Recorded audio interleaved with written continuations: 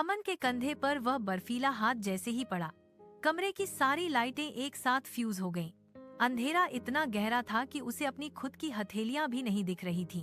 उसने भागने की कोशिश की, पर उसके पैर जमीन से चिपक गए थे।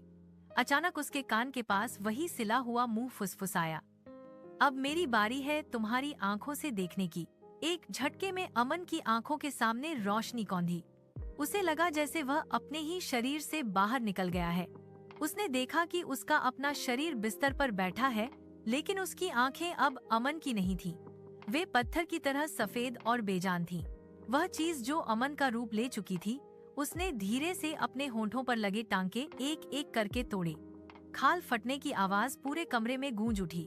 अगली सुबह अमन का दोस्त उसे जगाने आया। अमन तैयार होकर बाहर निकला और मुस्कुराते हुए बोला, चलो चलते हैं। दोस्त को कुछ अजीब लगा। उसने गौर किया कि अमन बात करते समय अपनी पलकें नहीं झपका रहा था और उसके गले पर सुई के बारीक निशानों की एक पूरी लाइन बनी हुई थी।